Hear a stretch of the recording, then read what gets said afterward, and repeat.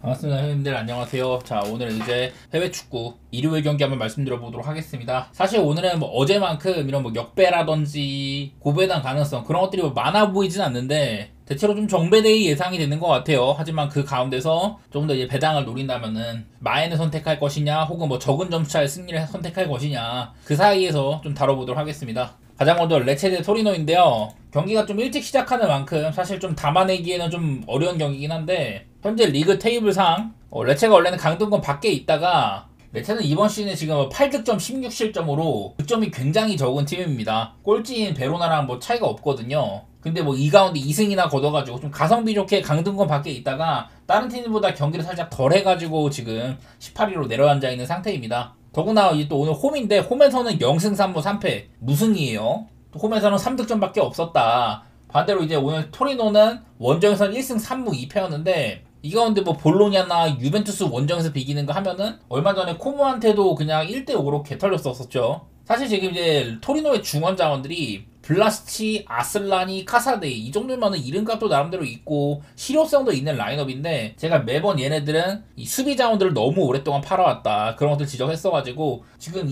21실점이거든요. 세리아에서 가장 많은 실점을 하고 있는 팀입니다. 토리노가. 근데 반대로 이 레체는 리그 최저 득점이지라 약간 좀 둘이 맞물리는 것도 있는데 저는 이 정도면 토리노가 꽤나 괜찮긴 하다고 보이긴 해요. 레체 원정일지라도 뭐 무승부도 좋지만 전 개인적으로는 토리노의 승리가 조금 더 가깝지 않나.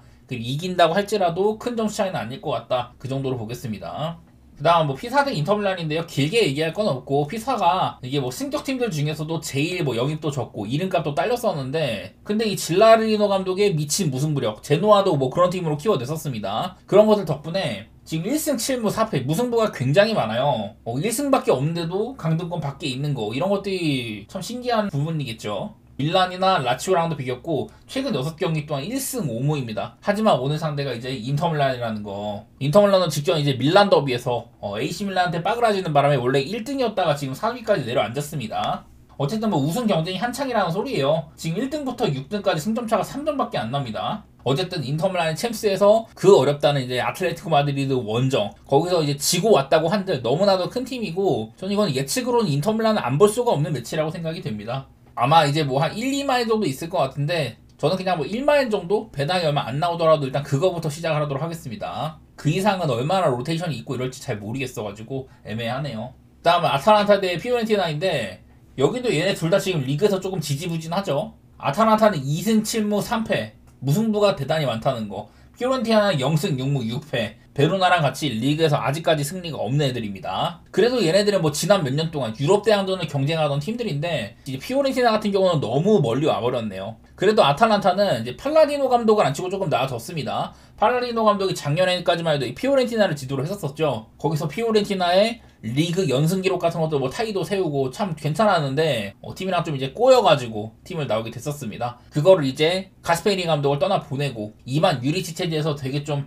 고전하던 아탈란타가 잘 주워 쓴다 그런 내용인데 팔라디노 감독이 오자마자 스카마카라는 장신 공격수를 최전방에 세우고 이 친구가 이제 몸빵도 나름대로 괜찮아서 연계 같은 것들도 좋거든요. 뒤에서는 이게 또 루크멍이나 CDK 같은 이런 친구들이 타격하는 구조다. 꽤나 뭐 좋아진 것 같습니다. 그래서 뭐 이제 챔스에서도 5분인가 막 그 정도 만에 3골이나 터뜨리기도 하고 아탈란타는 조금 회복세처럼 보이기는 해요. 그래도 어쨌든 아직까지 리그에서 기나긴 시간 동안 승리가 없다는 것들 이런 것들 좀 씻어낼 필요가 있고요. 피오렌티나 역시 얘네들도 바놀리가 오고 나서도 아직까지도 무승인데 그나마 이제 그때는 피올리 감독은 유로파 컨퍼런스 리그는 그래도 잡아주긴 했었거든요. 아래 팀급들을 상대로. 근데 이번에 아테네한테까지 홈에서 또 진지라서 그냥 피오렌티나가 참 답이 없어 보입니다. 저는 둘 다 최악이었었지만은 최근 모습으로는 그래도 아탈란타가 좀 더 살아나는 면이 있어 보인다. 홈팀이기도 하고 배당도 나쁘지 않을 것 같거든요. 저는 이런 경기는 그동안 아탈란타를 조금 망설였지만 피오렌티나 정도의 팀을 상대로면은 저는 승리각 쪽으로 봐도 괜찮다고 생각이 듭니다. 심지어 저는 1마일까지도 생각해 볼게요. 자, 그 다음에는 로마 대 나폴리 경기예요. 여기도 일단 순위 싸움이 치열합니다. 현재 로마가 1위, 나폴리가 3등입니다. 로마가 지금 6실점으로 세리에에서 가장 최저 실점을 달리고 있어요. 이게 로마가 단독 1등을 달리고 있는 게 15-16 시즌 리디 가르시아 이후 그때 당시에 엄청 연승 달리고 그랬거든요. 지금 12라운드 기준 1등 달리고 있는 게 그때 이후로 처음이라고 합니다. 그때는 되게 좀 후반기 때 엄청 막 자빠지고 그랬는데 이번에는 어떨지. 그리고 또 하나 제가 아까 이제 적은 실점을 말씀드렸는데 반대로 로마는 득점도 굉장히 적은 편이거든요. 이게 로마가 2025년 한 해 동안 레알 마드리드 다음으로 한 점 차 게임이 가장 많았다고 합니다. 한 점 차 게임으로 승리를 했던 게 21번이나 돼요. 그러니까 햄무로 이긴 게 21번째라는 겁니다. 유럽 전체에서도 두 번째로 많았다 뭐 이런 뜻이 되는 거고, 그만큼 뭐 햄무 맛집이라는 소리가 되는 거죠. 또 여기다가 이제 나폴리도 얘네들도 뭐 승점 2점 차로 바짝 이제 뭐 추격하고 있는데, 그동안 뭐 기세가 많이 떨어져 있다가 홈에서 아타란타를 잡고 반등한 그런 발판을 마련한 것들, 이런 것들은 긍정적인 것 같고, 이번에 보니까 뭐 전개과정도 페일룬이나 맥토미니 이런 메뉴에서 버려진 애들이 원터치 패스로 시원시원하게 전개되는 것들도 좋았던 것 같아요. 근데 그거는 이제 상대가 조금 이제 아타란타 같이 뒷공간이 있는 팀들 얘기고, 로마는 되게 좀 수비적인 축구라는 것처럼 지금은 보이거든요. 사실 뭐 자원 같은 것도 로마가 특히 뭐 홈이라도 크게 앞설 건 없어 보이는데, 이번에 이제 중원 자원의 코네, 부상이 좀 심해 보였었는데 출전 가능인 것도 나름대로 호재인 것 같아요. 참 저는 로마가 지금 1등이긴 하지만 얘네들 축구 정말 재미없긴 합니다. 전형적인 좀 그런 경기가 될 것 같고, 아까 말씀드린 것처럼 뭐 햄무 가능성도 상당히 많이 있는데 솔직히 저는 무승부가 조금 더 가까워 보이긴 하네요. 이게 그 로마나 나폴리나 현재 각각 이제 무승부가 빵번 한 번이라 가지고 얘네들도 무승부가 너무 없기도 하거든요. 언더도 충분히 가능성이 있고, 무승부나 햄무 중에서 저는 일단 오늘은 무승부가 조금 더 가까워 보이긴 하네요. 자, 그 다음은 지로나 대 레알 마드리드입니다. 지금 레알 마드리드가 최근 연이어 원정에서 특히나 똥게임 중이죠. 그 A매치 가기 전에 라이오 바이카노 원정, 여기는 원래 레알이 약한 곳이었었어요. 그래서 좀 이해가 되는 부분이 있었는데, 바로 그 다음에 이제 엘체한테는 상대전적상으로도 우패였었고 충분히 할만했지만은 결국에 뭐 비기고 말았습니다. 특히 역습에 실점을 했던 것들, 이런 것들이 결정적이었는데, 이번에 또 챔피언스리그 올림피아코스 원정 가가지고 여기서도 햄물을 띄웠어요. 뭐 4골이나 넣고 음바페의 활약들, 그런 거는 긍정적이었지만은 3실점이나 했던 것들, 이런 것들도 아쉽다고 할 수가 있겠습니다. 사실 그래서 오늘 상대하는 지로나가 만만한 팀인 건 맞아요. 지금 이제 리그 테이블 상으로도 레알은 2등, 지로나는 현재 이제 강등권에 있는데, 보면 뭐 지로나도 지금 많은 실점을 하고 있는 거, 라리가 전체 실점 1위라고 합니다. 그렇다고 뭐 득점이 많은 것도 아니었었고요. 어쩌면 이 경기가 레알한테는 조금 이제 반전의 계기가 될 수도 있지만은, 근데 그렇다고 뭐 근거도 마땅치는 않아요. 아까 이제 로마를 얘기했을 때 제가 레알 마드리드가 올 한 해 동안 한 점 차 승리가 가장 많은 팀이라고 했었는데,